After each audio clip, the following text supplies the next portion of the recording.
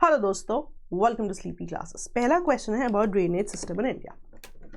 Question के options देखिए। Potwar plateau acts as water divide between Indus and Ganga river systems. दूसरा question है Malda gap area diverts Ganga and Brahmaputra river system to flow towards Bay of Bengal. कुछ second के लिए pause कीजिए, मैं आपको पूरा आंसर भी समझाऊंगी। करेक्ट ऑप्शन है बोथ आर करेक्ट। राइट, आप देखेंगे एनसीईआरटी में भी ये दिया हुआ है। राइट, प्री क्रैश में भी हमने बहुत अच्छे से कवर किया है। वैसे ये क्वेश्चन दिया है मैंने आपको हमारे परिश्रम बैच से। राइट, बताऊंगी भी मैं उसके बारे में। तो यहाँ पे अगर आप ध्यान से देखें तो जब भी हम रिवर सिस्टम्स की बात करते हैं, हम इंडस, गंगा और ब्रह्मपुत्र रिवर सिस्टम्स की बात करते हैं।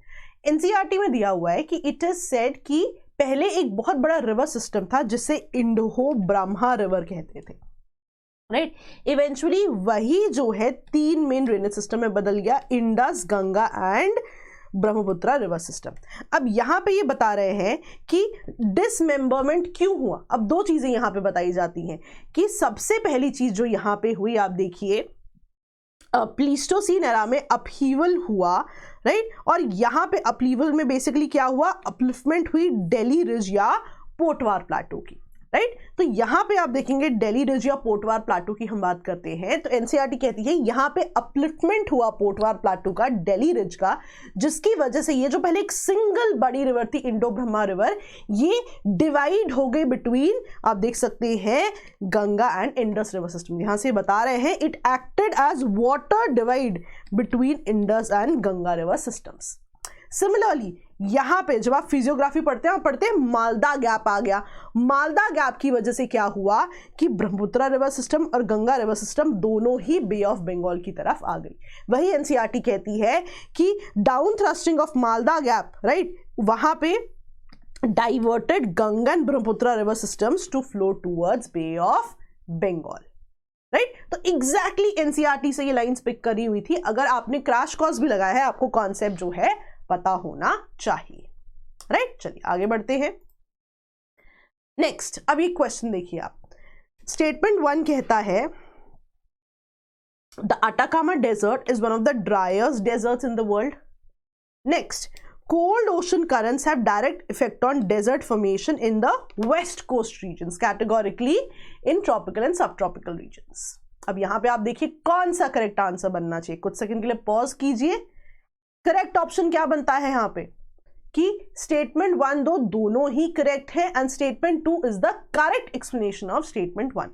अब ध्यान से देखिए, डेजर्ट की जब हम बात कर रहे हैं, अटाकामा डेजर्ट की बात हो रही है। राइट, यहां पे आप देखेंगे cold current which is Peruvian current, इसका इंपैक्ट रहता है।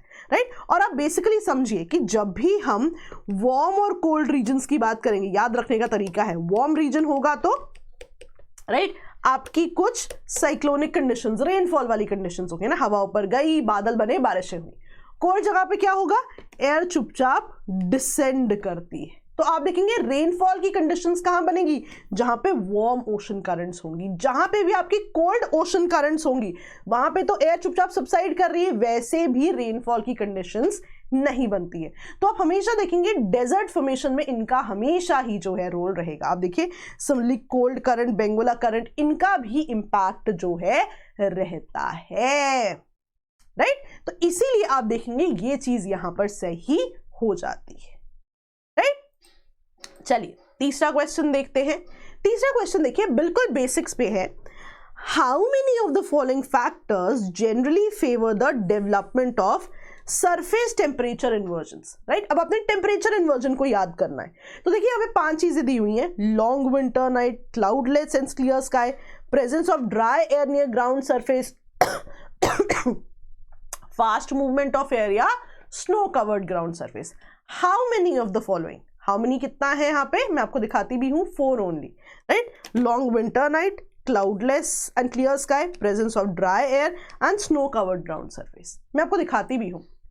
देखो इन्वर्जन की जब भी आप बात करोगे ना, टेम्परेचर इन्वर्जन, तो आपको बेसिक कॉन्सेप्ट से शुरू करते हैं। तो जब भी आप नॉर्मल कंडीशन की बात करेंगे तो हमें नॉर्मल कंडीशन में पता है क्या होता है, जैसे जैसे आप ऊपर जाते हो टेम्परेचर कम होता जाता है। राइट, तो सबसे नीचे वार्म, और ऊपर गए टेम्परेचर कम हुआ, कूल, और ऊपर गए टेम्परेचर कम हुआ, कूल, और ऊपर गए टेम्परेचर कम हुआ और ज्यादा कूल।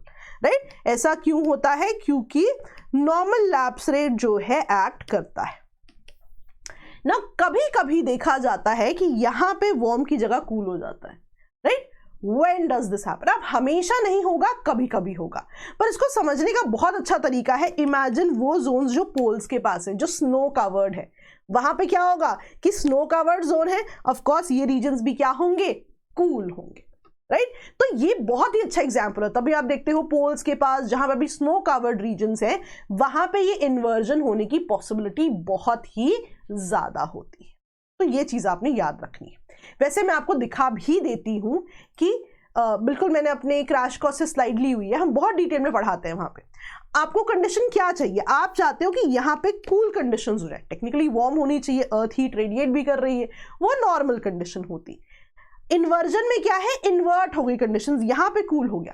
तो इनमें से जो भी कंडीशंस होंगी अवेलेबल, राइट, ये फेवरेबल कंडीशंस मानी जाती है कि अगर ऐसी चीजें हो तो देयर इज अ पॉसिबिलिटी कि आपका इन्वर्जन हो सकता है। अब देखो, snow covered ground surface, snow कहां पे, जब स्नो होगी, लेट्स से पोल्स के पास की बात करें, स्नो की बात करें, तो स्नो का एल्बिडो बहुत ही ज्यादा है, तो वो एनीवे रिफ्लेक्ट बैक कर देती है इंसुलेशन को, है ना? आपको पता भी है, मैंने पहले भी कई बार बताया, जब भी स्नो होगी वहां पे इंसुलेशन मेजॉरिटी हमेशा ही रिफ्लेक्ट बैक होगी। क्यों? क्योंकि वहां पे इंसुलेशन, क्योंकि उसका एल्बिडो बहुत ही ज्यादा होता है। तो क्या होगा, इंसुलेशन मेजॉरिटी रिफ्लेक्ट बैक होगी, तो वैसे भी तो वहां कूल कंडीशंस हैं, राइट? तो ये चीज आपने याद रखनी कि वो जो है आइडियल सिनारियो माना जाता है। इसके अलावा भी देख लेते हैं, जैसे यहां पे बता रहे हैं लॉन्ग विंटर नाइट हो। देखो, जितनी लॉन्ग विंटर नाइट होगी, मतलब जो लॉस ऑफ हीट है in the night, it will exceed the amount of insulation received, है ना? लॉन्ग विंटर नाइट है, दिन भर जो भी इंसुलेशन आई थी, राइट, उससे भी ज्यादा लॉन्ग विंटर नाइट है, तो जो टेरेस्ट्रियल रेडिएशन वापस जा रही है वो और ज्यादा जाएगी, राइट? देखो, loss of heat by terrestrial radiation जो है, इट में exceed the amount of insulation received. क्यों? क्योंकि लॉन्ग विंटर नाइट है। सिमिलरली मान लो क्लाउडलेस और क्लियर स्काई हो, क्लियर स्काई है ना, बादल है ही नहीं, तो लॉस ऑफ हीट रैपिडली होगा विदाउट एनी ऑब्स्ट्रक्शन। रैपिड हुआ तो रैपिडली हीट लॉस हो गया, तो पीछे का रीजन तो कूल हो जाएगा ना। तो हमें बेसिकली यही समझना है कि कूल जो कंडीशंस करेंगी, राइट, इस वाली लेयर को, वो आपकी इन्वर्जन के लिए फेवरेबल होंगी। सिमिलरली देखो, यहां पे जब भी ड्राई एयर की प्रेजेंस होगी अराउंड द ग्राउंड सरफेस, तब भी ऐसा होगा। अब देखो, जब भी मॉइस्ट एयर होगी नियर द सरफेस, याद रखना उसकी प्रॉपर्टी है of absorbing more heat. Dry air की ऐसी प्रॉपर्टी नहीं है, तभी अगर यहां पे ड्राई एयर होगी तो बहुत ज्यादा हीट को एब्जॉर्ब ही नहीं करेगी और यहां पे कूल कंडीशंस बन जाएंगी। तो ये चारों ही कंडीशंस आपने याद रखनी है। इसका आप जो है स्क्रीनशॉट ले लो, आपको बहुत काम आएगा पेपर में, राइट? इसका आप एक स्क्रीनशॉट ले लो। नाउ अगर हम क्वेश्चन पे वापस जाए, लॉन्ग विंटर नाइट, बिल्कुल ही हीट वापस चली गई, cloudless clear sky without obstruction चले गई, ड्राई एयर ने हीट को एब्जॉर्ब कम किया, और स्नो कवर्ड ग्राउंड सरफेस सबसे आइडियल चीज मैंने आपको बताई थी, राइट? अब आप इसको नहीं भूलोगे, अब आप इसको याद रखोगे, राइट? पक्का ही इसका स्क्रीनशॉट रख लेना, आपको काम आएगा। चलो आगे बढ़ते हैं। हाँ, परिश्रम। अब ये क्वेश्चंस मैंने परिश्रम प्रोग्राम से दिए। अब आप ये देखो, बहुत ही अफोर्डेबल प्रोग्राम है। इसमें भी अगर आप मेरा नाम कूपन कोड में यूज करोगे और 10% आपको ऑफ मिलता है, आई थिंक, शायद, आई थिंक, राइट? तो यहां पे इसका एडवांटेज क्या है इस प्रोग्राम का, टॉपिक वाइज क्वेश्चन है, छोटे से छोटा बड़ा से बड़ा क्वेश्चन वहां पे अवेलेबल है।